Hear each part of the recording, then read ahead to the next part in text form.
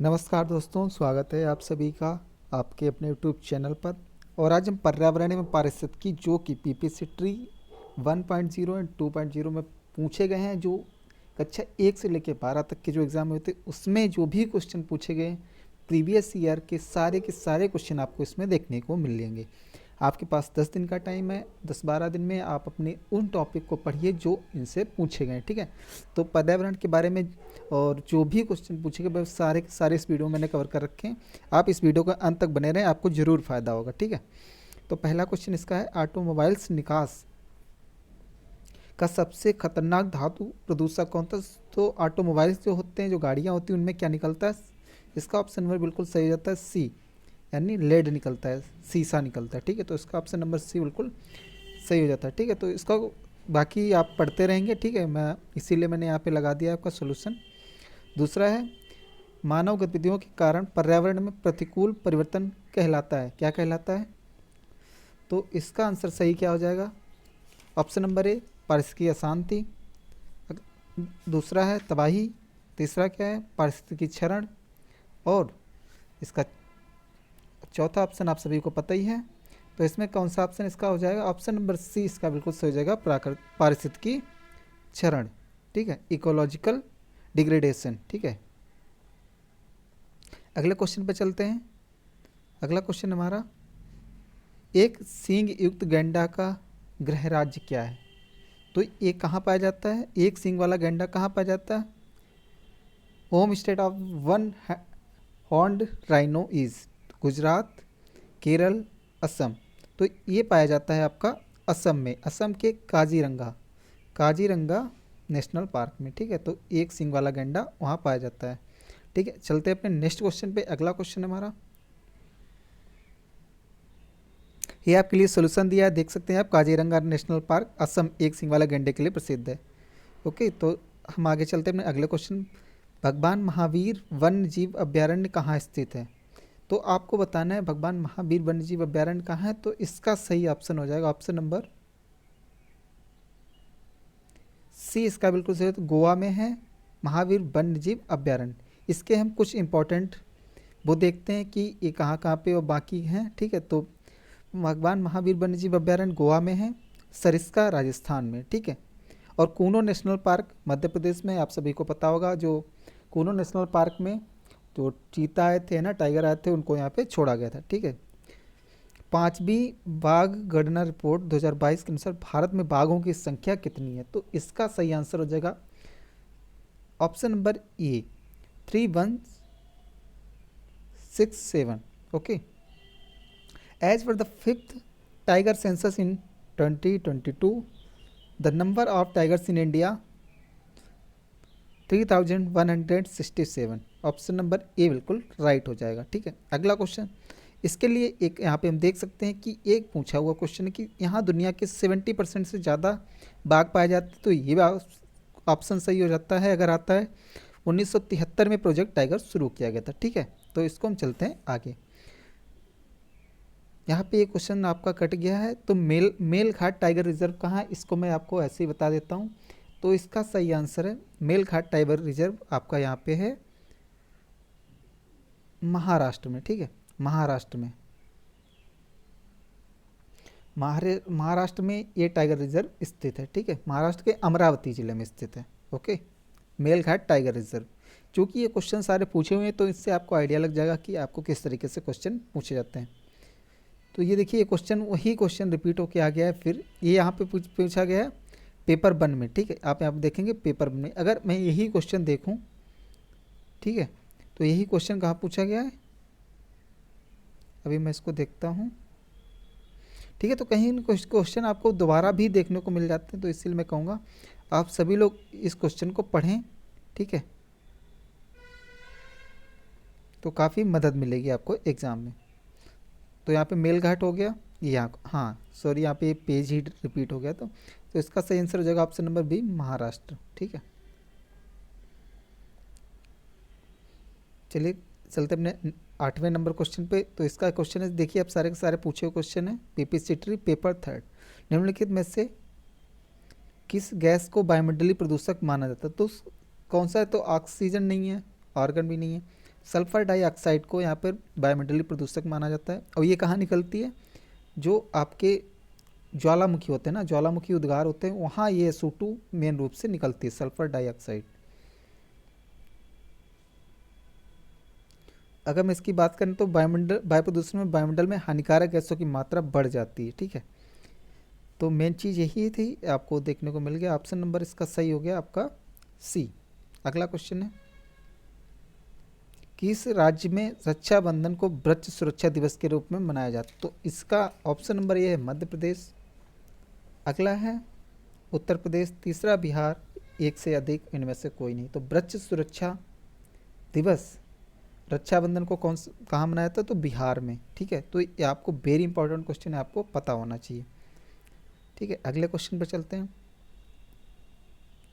निम्नलिखित में से कौन सा जैव निम्नीकरण पदार्थ नहीं है? कौन सा बायोडिग्रेडेबल नहीं है, यानी जो अपने आप नष्ट हो जाए वो बायोडिग्रेडेबल होता है? तो कौन सा नहीं है? तो इसको हम देखते हैं। हाँ, यहाँ पे ये क्वेश्चन साफ साफ दिया। तो क्या लकड़ी है? नहीं, लकड़ी तो बायोडिग्रेडेबल है, अपने आप सड़ जाती है ना। रुई भी सड़ जाती है। तो एल्युमिनियम की पन्नी जो होती है वो बायोडिग्रेडेबल नहीं होती, नॉन बायोडिग्रेडेबल होती है। ठीक है, नॉन बायोडिग्रेडेबल होती है। तो इसका सही जगह एल्युमिनियम फॉयल, पन्नी। अगला क्वेश्चन है,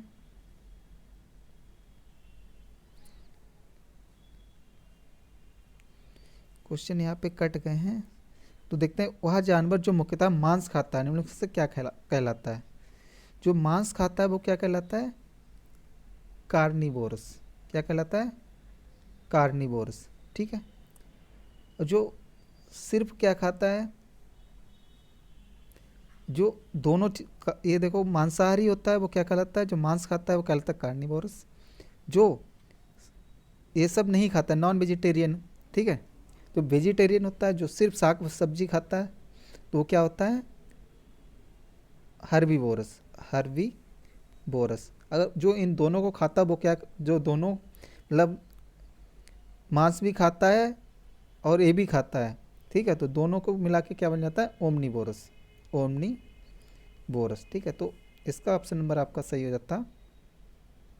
यहाँ पे बी ऑप्शन नंबर था, बी यहाँ पे जो यहाँ पे आपको कट गया क्वेश्चन में। ऑप्शन नंबर बी था कार्निवोरस। ठीक है, तो जो मांस खाता है वो होता है कार्निवोरस। अगले क्वेश्चन में चलते हैं। निम्नलिखित में से कौन सा समुद्री जैव विविधता के दृष्टिकोण से दुनिया का सबसे समृद्ध क्षेत्र है, जिसमें ज्वार नदमुख, समुद्र तट, निकट तटीय पर्यावरण के जंगल, समुद्री घास, प्रवाल वित्तियाँ, नमक दलदल और मैंग्रोव के साथ साथ 21 द्वीप शामिल हैं? तो कितने? 21 द्वीप शामिल है। वो जगह कौन सी है? तो ये हो जाती है मन्नार की खाड़ी बायोस्फीयर रिजर्व। ठीक है, ऑप्शन नंबर ए बिल्कुल इसका सही हो जाता है।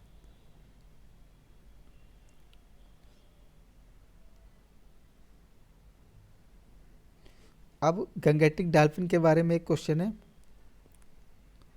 तो उसमें देखते हैं कि गंगा नदी डॉल्फिन को IUCN की रेड लिस्ट के तहत लुप्त प्राय यानी इंडेंजर्ड जीव के रूप में वर्गीकृत किया गया है। तो बिल्कुल ये क्वेश्चन, ये ऑप्शन ये आपका फर्स्ट सही है। इसमें कोई क्रिस्टलीय नेत्र नहीं है जो इसे प्रभावी रूप से अंधा बना देती है। तो ये भी बात सही है, अंधी होती है। ओके, यह इकोलोकेशन का उपयोग कर आगे बढ़ती है और शिकार करती है। ये भी बात बिल्कुल सही है। इसे भारत के राष्ट्रीय जलीय रूप के मान्यता दी गई, तो ये भी बात सही है। तो 5 अक्टूबर 2009, 5 अक्टूबर 2009 को क्या किया गया? गंगा को, सॉरी, गंगेटिक जो डॉल्फिन है उसका भारत का जलीय जीव घोषित किया गया। इसका ऑप्शन नंबर डी बिल्कुल सही होता है कि यानी उपयुक्त सभी के सभी सही हैं। सुर्खियां बटोरने वाली लिस्बन घोषणा किस इकाई के संरक्षण से संबंधित है? तो इसका संबंध किससे है? तो इसका संबंध है ऑप्शन नंबर सी, महासागर से। अगला क्वेश्चन चलते हैं। 10 कैपिटल नस्ल एशियाई विशालकाय कछुए मनोरिया एमिस मुख्य भूमि एशिया में सबसे बड़ी कछुआ प्रजातियों में से एक है। हाल ही में भारत के किस राष्ट्रीय उद्यान में ये छोड़े गए थे? तो इसका सही आंसर हो जाएगा option number A, Ntangki national park. ठीक है, तो ये नेशनल पार्क कहाँ है? नतांगी नेशनल पार्क है आपका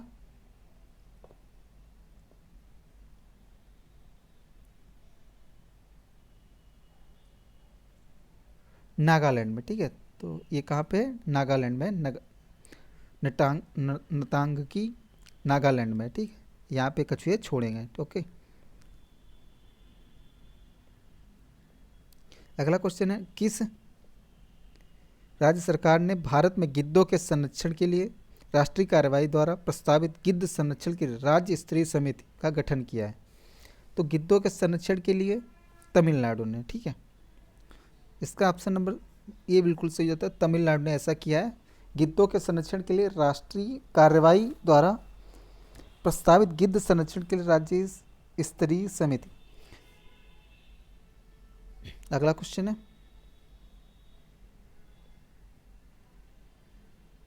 केरल की शांत घाटी संरक्षित है किसके लिए? तो केरल की शांत घाटी किसके लिए प्रसिद्ध है? संरक्षित है, इसमें पौधों और जानवरों की बहुत ही दुर्लभ प्रजातियां हैं। बिल्कुल सही बात, ऑप्शन नंबर ए ही इसका बिल्कुल सही आंसर है। अगला क्वेश्चन है, भारत सरकार द्वारा पर्यावरण और वन सुरक्षा के लिए एनजीटी यानी नेशनल ग्रीन ट्रिब्यूनल की स्थापना कब की गई थी? तो ये करी गई थी आपकी 2010। ऑप्शन नंबर ए 18 अक्टूबर 2010 को ऐसा किया गया था, ठीक है। तो वर्तमान में जस्टिस प्रकाश श्रीवास्तव क्या है इसके अध्यक्ष हैं, एनजीटी के अध्यक्ष हैं जस्टिस प्रकाश श्रीवास्तव। इसका मुख्यालय कहाँ है? नई दिल्ली में, ठीक है। नई दिल्ली में इसका मुख्यालय है। ये क्या करता है? पर्यावरण संरक्षण, वन संरक्षण, प्राकृतिक संसाधनों सहित पर्यावरण से संबंधित मामलों के प्रभावशाली और त्वरित निपटारे के लिए इसकी स्थापना की गई थी। तो एनजीटी एक्ट 2010 में आया था, ओके। अगला क्वेश्चन है हमारा, निम्नलिखित में से कौन सा स्वस्थानीय संरक्षण के अधीन शामिल नहीं है? तो कौन शामिल नहीं है स्वस्थानीय के अंतर्गत? तो इसका सही आंसर है ऑप्शन नंबर ए वनस्पति उद्यान, ठीक है। तो स्वस्थानीय संरक्षण के अधीन शामिल नहीं है, तो इसका सही आंसर है। अब इसको हम देख लीजिएगा, स्वस्थानीय क्या होता है और परास्थानीय क्या होता है, ठीक है। स्वस्थानीय यानी इन सिटू प्रकार की संरक्षण पद्धति में प्रजाति को उनके प्राकृतिक आवास में जहाँ वो हैं वहीं संरक्षित क्षेत्र बनाकर संरक्षित किया जाता है, ठीक है। इसके अंतर्गत राष्ट्रीय उद्यान, अभ्यारण्य, बायोस्फीयर रिजर्व ये आते हैं। जबकि परास्थानीय यानी दूसरी जगह उनको संरक्षित किया जाता है, तो संरक्षण पद्धति में प्रजातियों को उनके प्राकृतिक आवास से निकालकर एक विशेष क्षेत्र या स्थान में रखा जाता है जहाँ उनकी रक्षा देखभाल की जा सके, ठीक है। तो इसके अंतर्गत प्राणी उद्यान जो हमारे होते हैं, जू वगैरह, वनस्पति उद्यान यानी बॉटनिकल गार्डन, वन्य जीव सफारी पार्क, जीन बैंक और बीज बैंक, ठीक, ये चीज़ें आती हैं एक्स-C2 में। तो अगर आपको एक चीज़ पता हो जाए कि इन C2 कौन से होते हैं, तो उसके अलावा जो बचेंगे वो कौन से हो जाएंगे? एक्स-C2। तो राष्ट्रीय उद्यान, अभ्यारण्य और बायोस्फीयर रिजर्व, ये तीन क्या होते हैं? इन C2 यानी स्वस्थानीय। अब यहाँ पे आप देख सकते हैं,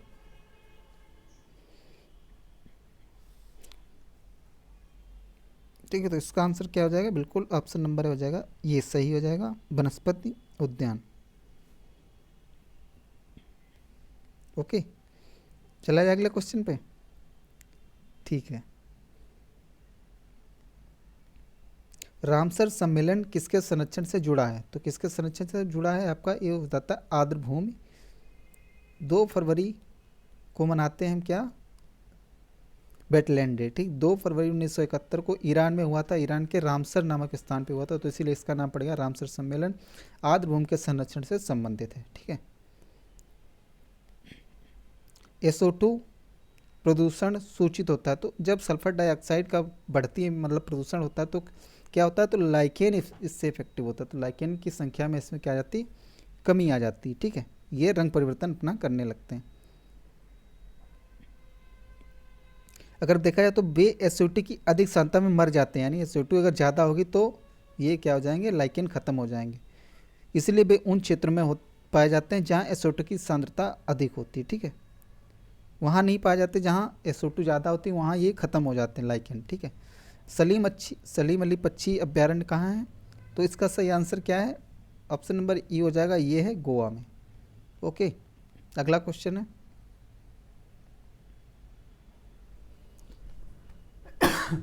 अगला क्वेश्चन हमारा IUCN मुख्यालय कहाँ है? तो IUCN का मुख्यालय कहाँ है आपको बताना है। IUCN का मुख्यालय है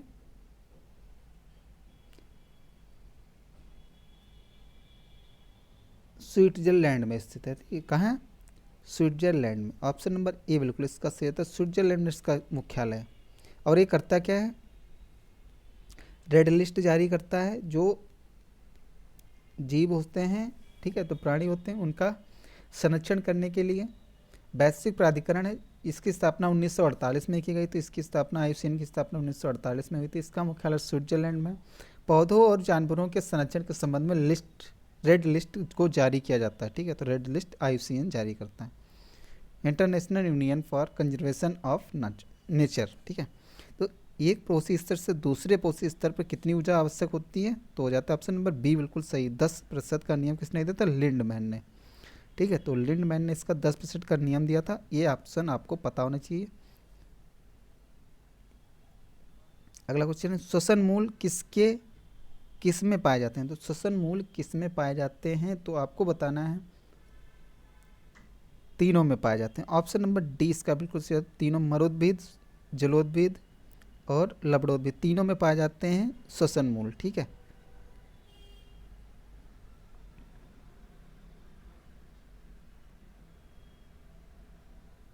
अब यहाँ पे देख सकते हैं श्वसन मूल जलोद्भिद लवणोद्भिद दोनों पादपों में पाए जाते हैं, जल में जो उगते हैं और लवणों में, इन दोनों में जगह पाए जाते हैं। ठीक है, मरुद्भिद में ये नहीं पाए जाते, मैंने आपको यहाँ पे बिना देखे थोड़ा वो हो गया। तो यहाँ पे जलोद्भिद और लवणोद्भिद यहाँ पे दोनों में पाए जाते हैं।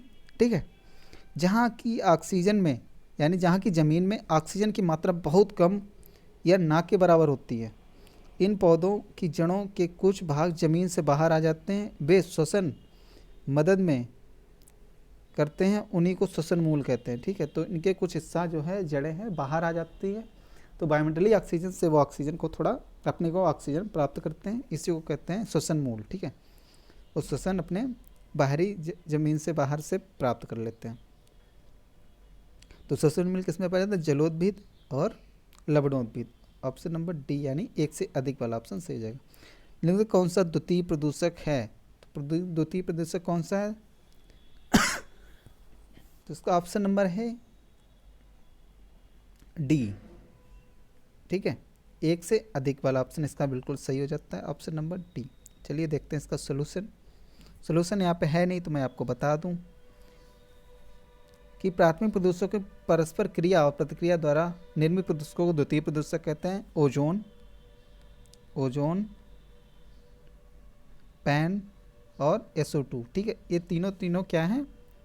द्वितीय प्रदूषक हैं। ये मानी, ये देखिए SO2 हमें डायरेक्ट नुकसान नहीं पहुंचाता, लेकिन ये अम्ल वर्षा होती, अम्ल वर्षा के थ्रू हमें नुकसान पहुंचाता है ना। तो अगर आपसे पूछा जाए तो कि ताजमहल का रंग पीला क्यों पड़ रहा है, तो SO2 की वजह से, है ना। मथुरा में, आगरा और मथुरा पास हैं, मथुरा में लगी रिफाइनरी, ठीक है, पेट्रोलियम को रिफाइन करती है, तो रिफाइनरी की वजह से वहाँ पे SO2 की मात्रा बढ़ रही, इसीलिए वहाँ पे आगरा में भी इसका असर ताजमहल पे पड़ रहा है। ठीक है, चलते हैं आगे अपने नेक्स्ट क्वेश्चन पे। अगला क्वेश्चन हमारा एक पोषी स्तर से आपको करा दिया है, ऑप्शन नंबर 20 का सही हो जाता है। श्वसन मूल आपको पता है। पारिस्थितिकी तंत्र में वायु आकार का ऊर्जा प्रवाह मॉडल किसके द्वारा दिया? तो वायु आकार का ऊर्जा प्रवाह तो किसने दिया था? ये ओडम ने।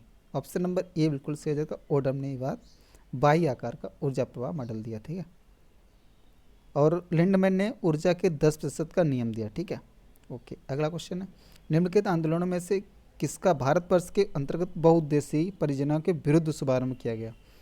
तो इसका जो शुरुआत हुई थी वो हुई थी नर्मदा बचाओ आंदोलन, दूसरा टिहरी बांध आंदोलन और चिपको आंदोलन, तीनों का इसका संबंध रहा है। ठीक है, और नर्मदा बचाओ आंदोलन की शुरुआत कब हुई थी? 1985 में मेधा पाटकर और बाबा आमटे ने किया था। ठीक है,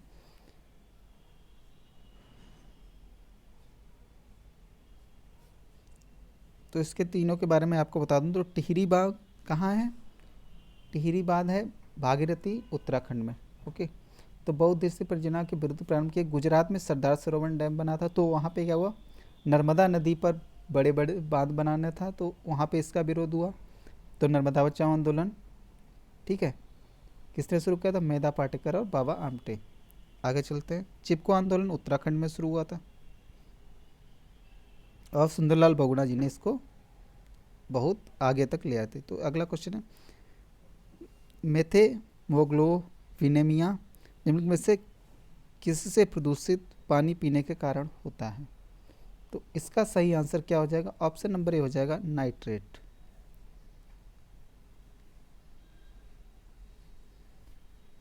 तो नाइट्रेट में उच्च पानी और सब्जियों के सेवन नाइट्रेट रसायनों के संपर्क में आने से ये होता है।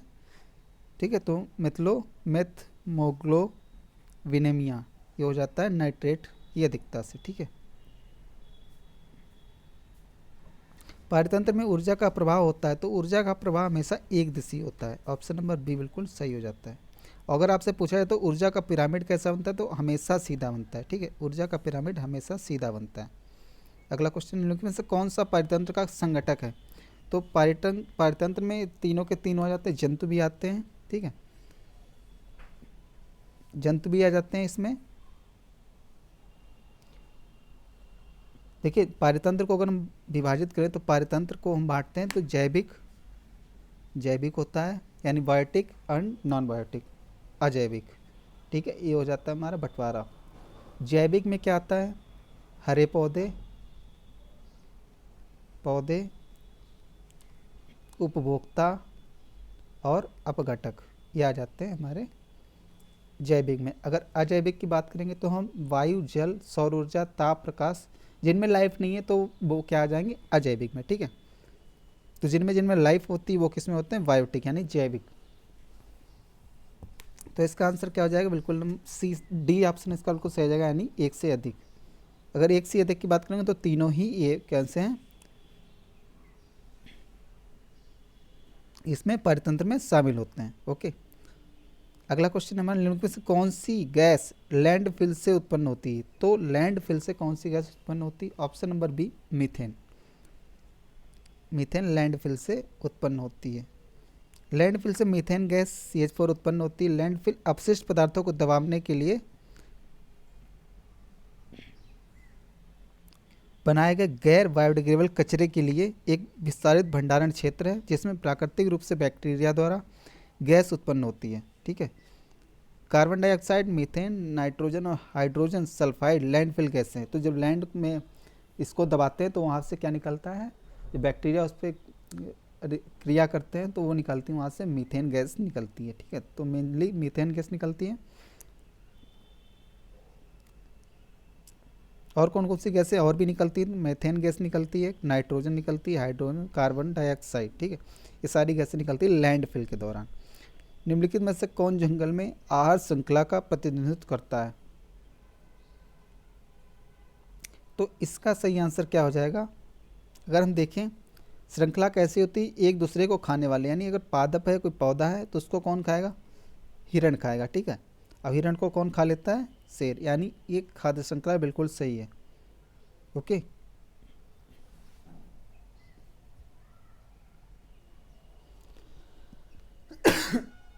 अगर यहाँ पे हम दूसरे की बात करें, पादप, मेंढक, सांप, तो मेंढक पादप को नहीं खाता। ठीक है, पादप खरपतवार तो एक ही चीज़ हो गई। ठीक है, तो इसका सही आंसर हो जाता है ऑप्शन नंबर ए। अगला क्वेश्चन, पर्यावरण में प्लास्टिक की क्रिया द्वारा विघटित नहीं होता, तो क्या यहाँ पे विघटित नहीं द्वारा प्लास्टिक? 37 नंबर क्वेश्चन आपका हो जाएगा। प्लास्टिक जो है हमारा, वो इनमें से किसी के द्वारा भी अपघटित नहीं होता है, यानी नॉन बायोडिग्रेडेबल होता है, विघटित नहीं होता है प्लास्टिक। ना तो जीवाणु के द्वारा होता है, ना मृतोपजीवी के द्वारा होता है, ना ही ये परजीवी के द्वारा होता है। तो ये प्लास्टिक क्या हो जाएगा? ऑप्शन नंबर ई हो जाएगा इसका। ठीक है, ऑप्शन नंबर डी यहाँ हो जाएगा कि इनमें से किसी के द्वारा भी प्लास्टिक को अपघटित नहीं किया जा सकता। ठीक है, अगले क्वेश्चन पे चलते हैं। पर्यावरण प्लास्टिक की, ये वही क्वेश्चन हो गया। ठीक है, इसका सोल्यूशन आप पढ़ लीजिएगा। ऊर्जा के स्रोत जो कार्बन उत्सर्जन में वृद्धि नहीं करते, तो कौन नहीं करते? तो इनमें से भी आपका क्या हो जाएगा, कार्बन उत्सर्जन कब नहीं होगा, जब हम ईंधन का जलाएंगे नहीं। ठीक है, तो सौर सेल भी कार्बन उत्सर्जन में वृद्धि नहीं करते, पवन चक्कियों द्वारा भी प्रदूषण नहीं होता है, और नाभिकीय ऊर्जा संयंत्र द्वारा प्रदूषण नहीं होता। तो इसका ऑप्शन नंबर डी बिल्कुल सही हो जाएगा। ठीक है, यानी एक से अधिक, इसमें सौर ऊर्जा, पवन ऊर्जा, भूतापीय ऊर्जा और जैव अपशिष्ट तथा जल विद्युत, यानी जल विद्युत जो हमारे हाइड्रो पावर प्रोजेक्ट हैं उनमें भी ये नहीं होता है, प्रदूषण नहीं होता है, और जैव अपशिष्ट, ठीक है, तो उनसे ही क्या होता है, कार्बन उत्सर्जन में वृद्धि नहीं करते हैं। अगले क्वेश्चन पर चलते हैं। अगला क्वेश्चन हमारा, आहार श्रृंखला में शाखान्वित श्रृंखला को क्या कहते हैं? क्या बन जाता है आहार जाल। ठीक है, आहार जाल। जैसे अभी मैंने बताया था पादप है, पादप को किसने खाया? मेंढक ने। पादप को किसने खाया था? हिरण ने। ठीक है, हिरण को किसने खाया था? शेर ने। अगर यहीं से बना दें, पादप को किसने खाया? टिड्डे ने। ठीक है, और टिड्डे को किसने खाया? मेंढक ने। और मेंढक को किसने खाया? सांप ने। ठीक है, फिर यहाँ से और चीज़ बना दो, तो ये क्या होता है, एक जाल बनता चलाता है, ये ऐसे ऐसे, मतलब कोई इसमें से किसी और को खा रहा है, कोई इसमें से किसी और को खा रहा है। ठीक है, तो एक खाद्य जाल बन जाता है, यानी आहार जाल बन जाता है। ऑप्शन नंबर सी बिल्कुल सही होता है। हरे पौधे सूर्य के प्रकाश की ऊर्जा का लगभग 1% भाग ग्रहण करते हैं और क्या करते हैं, उससे खाद्य ऊर्जा के रूप में परिवर्तित करते हैं। ऑप्शन नंबर सी बिल्कुल इसका सही हो जाता है। किसके नेतृत्व में चिपको आंदोलन की मजबूती मिली? तो ये इसका अभी आपको मैंने बताया था, सुंदरलाल बहुगुणा। ठीक है, मेधा पाटेकर किससे संबंधित है? नर्मदा बचाओ आंदोलन। अमृता देवी बिश्नोई, ये राजस्थान में एक आंदोलन हुआ था, खेतड़ी ऐसे था, मुझे पता नहीं है, लेकिन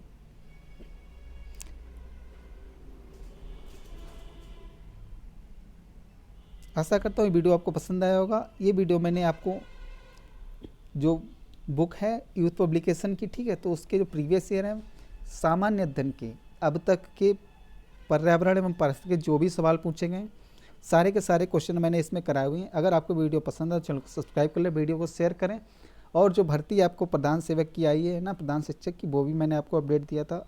चैनल पे नया है, चैनल को सब्सक्राइब करके जाइएगा, काफ़ी फ़ायदा आपको मिलने वाला है। मिलते हैं अगले वीडियो में, तब तक के लिए धन्यवाद।